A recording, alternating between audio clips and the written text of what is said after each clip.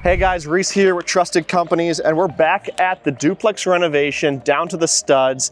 Today's gonna be an interesting video because we're going to highlight what I've spent to date, the total budget, and we're also going to cover the variance of the budget to the actual amount we've spent to see if we're gonna end this project on budget or not. So let's go ahead and walk on in and we'll get started.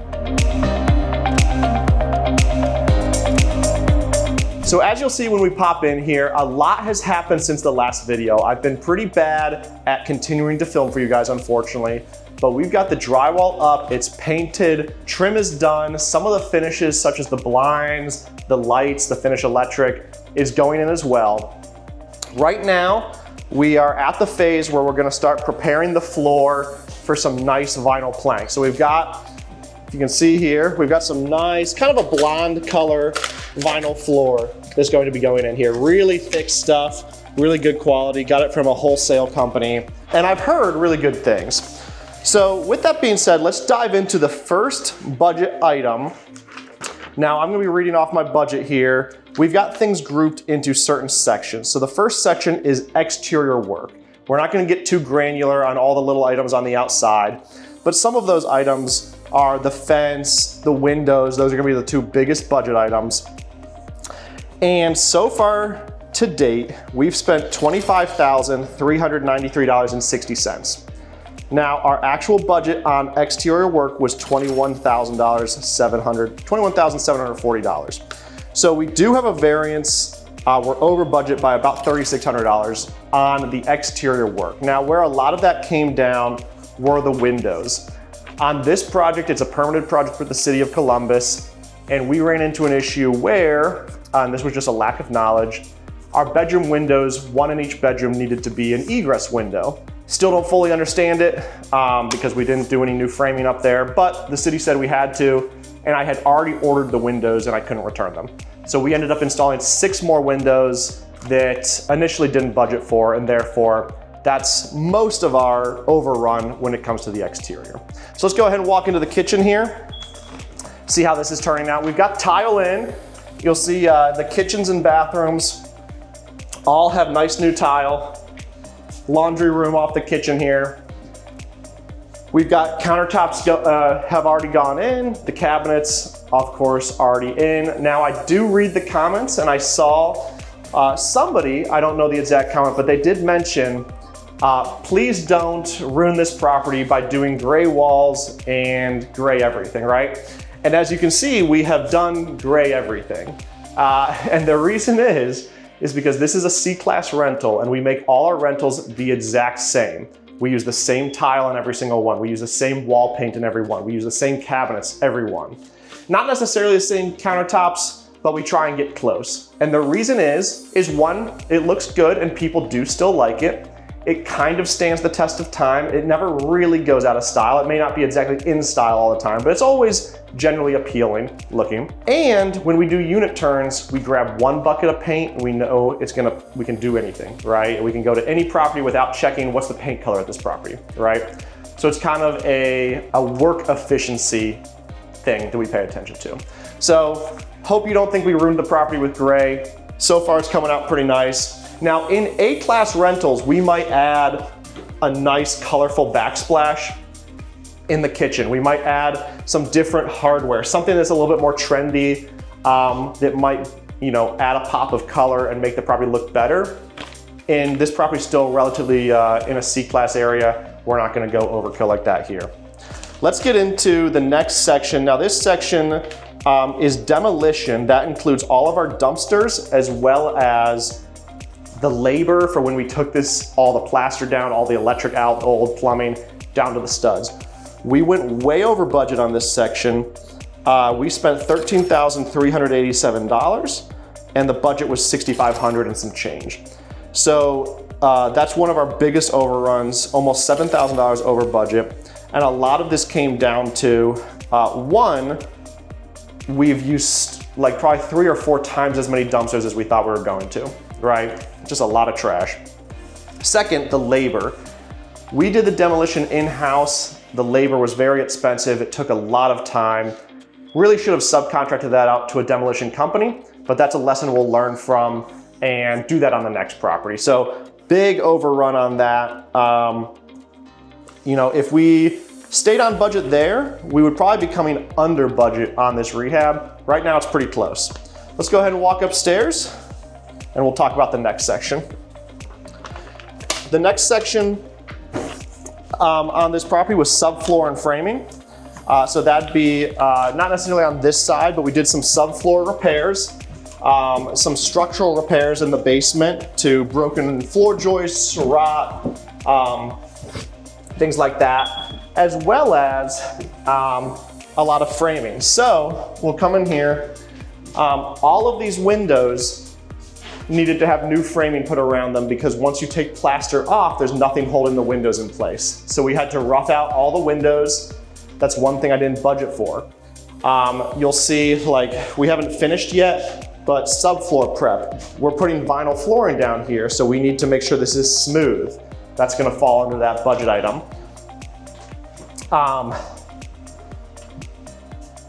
For tile, we put 1/4-inch cement board down. That's something, see if the light's working here, that we had to do as well. So that all falls under this budget. Got a nice blue vanity, a large mirror, nice vertical subway tile 4x12, nice little granite bench in the shower. So we did do it pretty nice, but it is still relatively rental grade, just a higher level of rental grade. So that subfloor and framing budget was $4,500, and we ended up spending $6,800 and some change. So about $2,300 over budget on that as well. That primarily came down to all the framing we had to do for fixing the closets. They were super small, fixing the windows. Once we tore the plaster off, all the windows needed reframed, things like that. Next section, rough electrical. Now, the rough and finish electrical are not broken out perfectly. So what I've paid for so far is just a percentage of the entire electrical bid, not necessarily 100% of rough and 0% of finish. So right now I've paid the electrician $8,600 for electrical. Our rough budget was $13,000, but I owe another $4,000 or $5,000. We're gonna come in way under budget on the total electrical bid, but it's not as dramatic as it would seem from the budget. So right now I've got $4,800 on the rough electrical that we haven't spent. Let's see what the finish looks like. Finish electrical, I budgeted $2,400 and I've only paid $600 so far. So we're probably gonna come a couple $1,000s under budget on electrical, just overall, once I've paid for everything. The electrician's working right now, or not right now, but he's working currently on this project. A lot of it's done. I think I owe about $4,000 left on that bid. So we're gonna come in a couple $1,000s under on electric. All right, rough plumbing. Once again, the plumbing's a similar situation where I've paid a percentage of the total bid. I don't have that bid in front of me, but currently I've paid $10,750 for rough plumbing, and I budgeted $11,400. So looking pretty good on the mechanicals, the electrical, plumbing, and HVAC. It was a lot of the unknowns, like the demolition and the framing, that got me in the beginning, as well as like the window incident, right? Rough HVAC, I budgeted $12,300 and I spent $14,400. So initially in the beginning budget, I thought we were only going to replace one furnace. Turned out by the time I actually closed on this place, both furnaces were missing. Not sure, I assumed somebody stole it. So we had to replace both of them by the time we got into it, which at the end of the day probably makes sense because the original furnace was about 10 or 15 years old. They only last about 20 anyway. So probably the best case was just to replace it, and we ended up doing that. Let's go ahead and walk downstairs over to the other unit, and then we'll dig into the insulation and the drywall.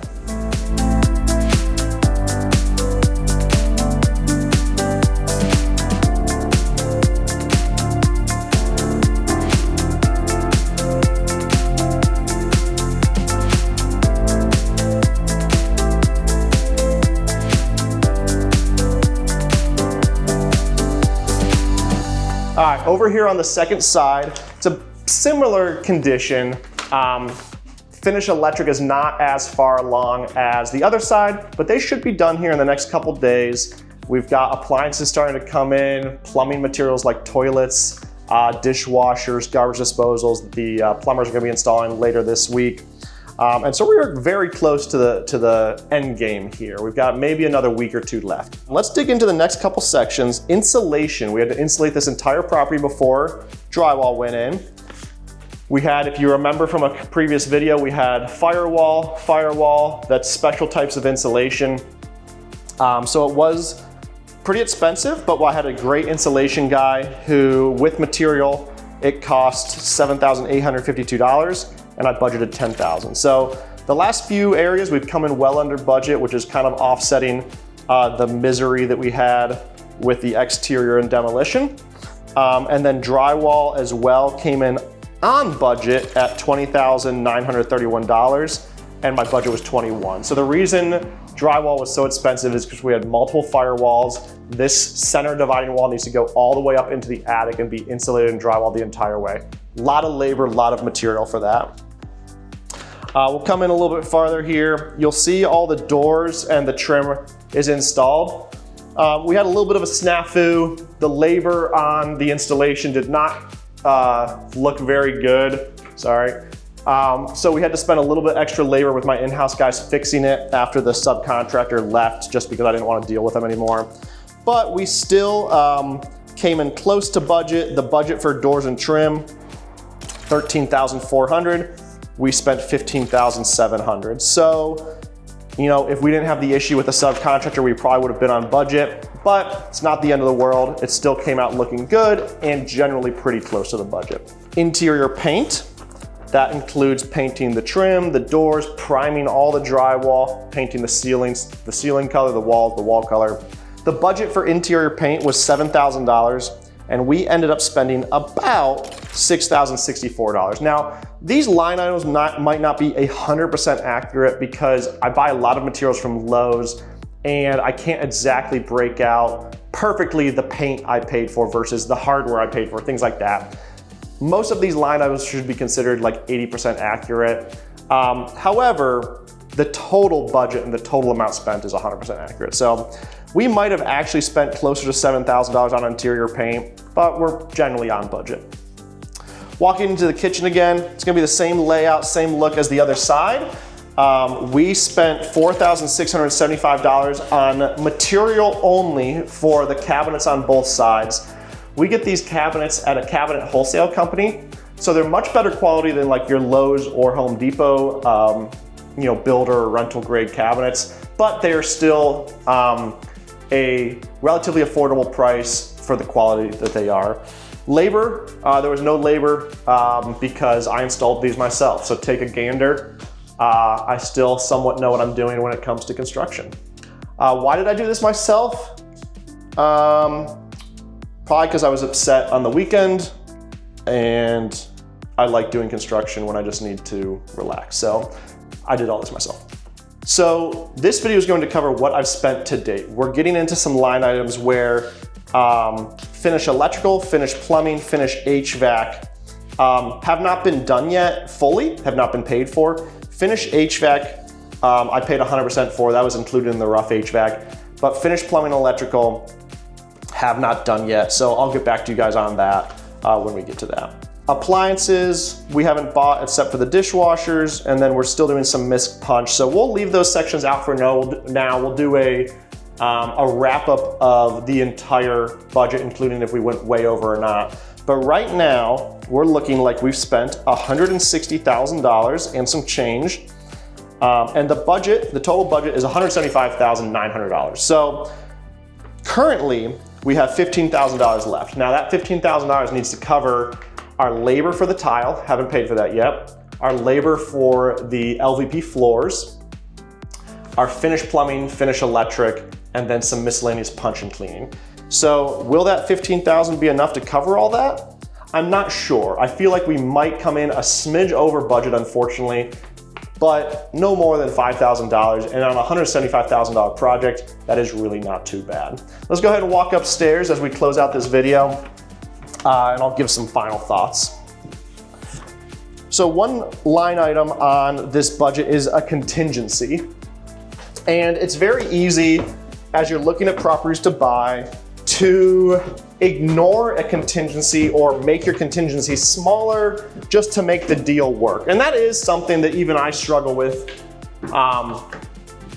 you know, when I'm creating a budget is, you know, oh, I don't feel like this job should cost $175,000. I'm just gonna make my contingency only 10 grand or only 15 grand, right?